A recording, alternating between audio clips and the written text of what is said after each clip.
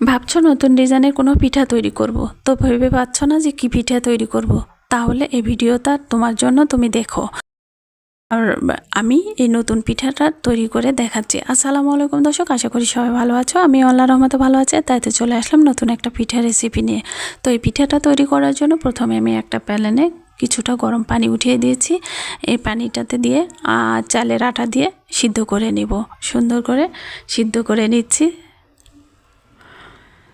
আর এই আটাটা সুন্দরভাবেই সিদ্ধ করে নিতে হবে, যাতে কোনো রকমের দলা না থাকে। তো এটা এখন আমি একটা রুটির শেপে তৈরি করে নিচ্ছি। এই আটাটা আমি একটা রুটির শেপে তৈরি করে নিব। আর এখানে একটা ছোট মিডিয়াম সাইজের একটা কৌটোর মুখ দিয়ে ছোট ছোট গোল গোল শেপে কেটে নেব।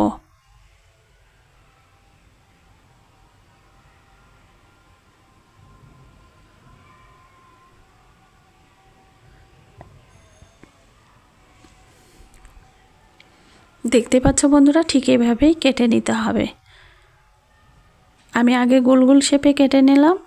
আর এরপরে আবার ছোট একটা কোনো শিশির বোতলের মুখ দিয়ে কিংবা ছোট কোনো কোটের মুখ দিয়ে চাঁদ সিস্টেম ডিজাইন করে আরও অনেকগুলো আমি কেটে নেব। এখন এই যে চাঁদ সিস্টেম ডিজাইন করে কেটে নিচ্ছি, তোমরা দেখছো। ঠিক এভাবেই কেটে নিতে হবে। এটা যে পিঠাটা তৈরি করব, সে পিঠাটার ফুলের পাপড়ি হিসেবে ব্যবহার করব। আর এই চাঁদ সিস্টেম যে ডিজাইনটা, এটা হচ্ছে দুটার মাথা এক জায়গায় করে চাপ দিয়ে আটকে দিতে হবে। তো এই গোলটাতে গোল যে শেপ তৈরি করে নিচ্ছি, এখানে আমি আঠালো হিসেবে একটু আটা আগে তৈরি করে নিয়েছি, পানি দিয়ে চুলোয় দিয়ে জাল করে নিচ্ছি নরম করে, এই আঠালো হিসেবে ব্যবহার করার জন্য। তো এখানে আমি ওই চাঁদ সিস্টেম ডিজাইন যেটা করছি, ওই পাপড়ি হিসেবে দুই মাথার চাপ দিয়ে আটকে দিলাম। দেখছো, ঠিক এভাবেই করতে হবে। আর এখানে মাঝখানে আমি একটা গোল রাউন্ড দিয়ে নিলাম। এটার কারণে আমি যে ফুলের পাপড়িগুলো তৈরি করব, সেগুলো দাঁড়ায় থাকবে, মানে ফুটে থাকার মতন হয়ে থাকবে, শুয়ে যাবে না। এই জন্য ওই গোল রাউন্ডটা আমি দিয়ে নিয়েছি। দেখতে পাচ্ছ, ঠিক এভাবে ফুলের পাপড়িগুলো সেট করে নিতে হবে। এটা খুব সহজেই তৈরি করা যায়, তেমন কঠিন কোনো কিছুই নাই, যে কোনো মতে যে কেউ তৈরি করতে পারবে।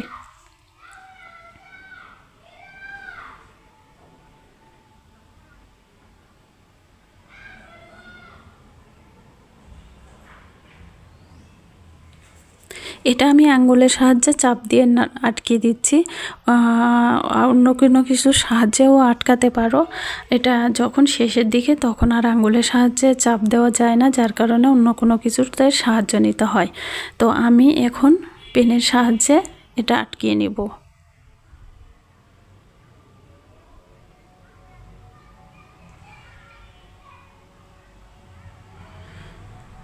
এই যে এভাবে আটকিয়ে নিচ্ছি, ঠিক এভাবে আটকিয়ে নেব।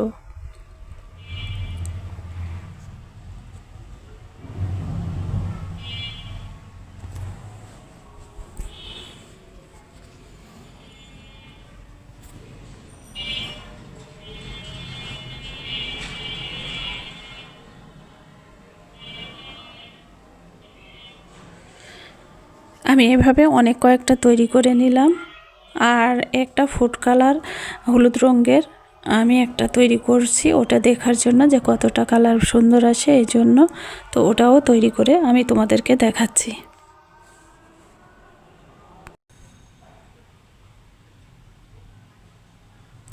তো এইভাবে আমি পিঠেগুলো সবগুলোই তৈরি করে নিচ্ছি।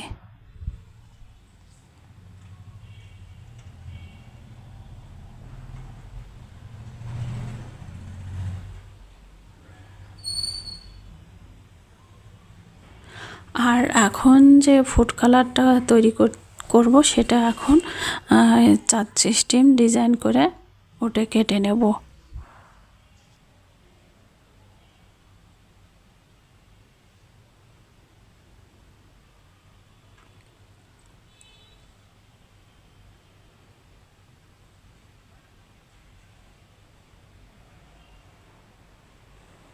এই তো চাঁদ সিস্টেম ডিজাইন করে এখন কেটে নিলাম। এগুলো দিয়ে আরেকটা হলুদ কালারের ফুল তৈরি করব।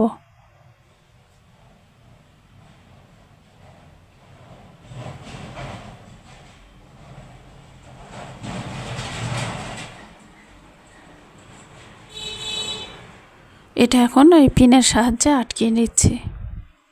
ঠিক এভাবেই সবগুলো পিঠা আমি তৈরি করে নিলাম।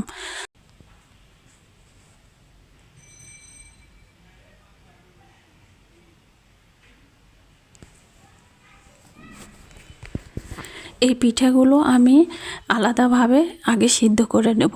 আর এই সিদ্ধ করে নেওয়ার জন্য একটা ছোটো পাতিলে পানি দিয়ে চুলায় তুলে দিলাম। আর এইখানে রাইস কুকারের ছাঁকনিতে আমি ফুলগুলো সুন্দর করে সাজিয়ে নিয়ে এই ছোটো পাতিলের মুখে ছাঁকনিটা দিয়ে রাইস কুকারের ঢাকনা দিয়ে ঢেকে দেব, দিয়ে আলাদাভাবে সিদ্ধ করে নেব। কারণ আলাদাভাবে সিদ্ধ করে নিলে পরবর্তীতে দুধের মধ্যে ছাড়ে দিলে এটা ভেঙে যাওয়ার সম্ভাবনা থাকে না, কিংবা ফেটে যাওয়ার সম্ভাবনা থাকে না। আগে সিদ্ধ করে নিলে এটা পিঠেগুলো একটু শক্ত শক্ত ভাব আসে, যার কারণে একটু ভালো হয়। এজন্য এটা আমি এই পিঠেগুলো আলাদাভাবে সিদ্ধ করে নিব।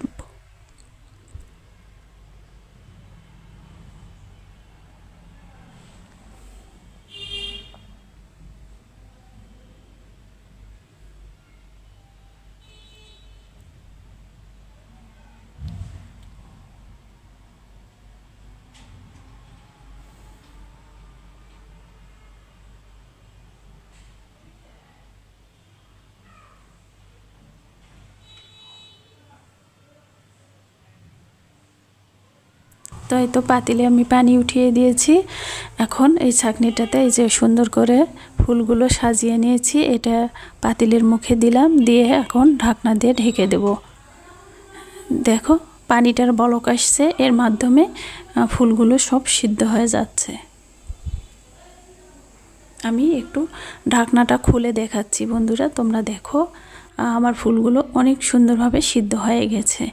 এখন আমি আলাদাভাবে আবার একটা প্যানেন তুলে দেব। প্যানেনে আবার 1 লিটার পরিমাণে দুধ জাল করে নেব।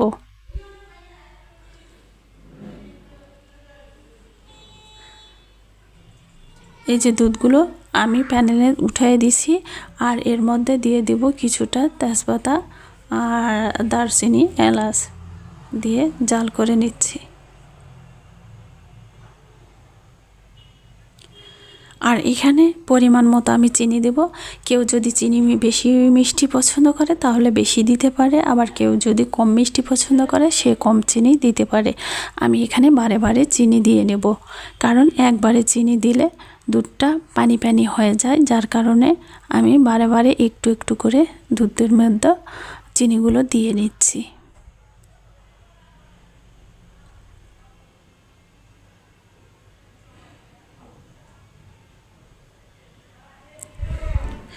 এখন এই দুধে বলক চলে আসছে, যার কারণে আমার দুধটা অনেকটা জাল করা শেষ। এই মশলাগুলো এখন তুলে উঠিয়ে রাখব। আর এর মধ্যে আমি এক এক করে আমার পিঠাগুলো দিয়ে দেব। এখানে পিঠা তৈরি করার পরে কিছুটা আটা বেঁচেছিল, যার কারণে একটা হাঁস তৈরি করছি। দেখো হাঁসটা অনেকটাই সুন্দর লাগছে। আর যেহেতু হাঁসটা একটু মোটা সাইজের, যার কারণে একে দুধের মধ্যে শুয়ে দিয়ে সিদ্ধ করে নিতে হবে, তা না হলে উপরে কাঁচাটা থেকে যাবে। যার কারণে একে আমি শুয়ে দিলাম, দিয়ে জাল করে নেব। ঢাকনা দিয়ে ঢেকে দিলাম। এই যে আমার পিঠেগুলো রেডি। এখন সুন্দর করে সার্ভ করে দেখায় দিচ্ছি, বন্ধুরা দেখতে থাকো।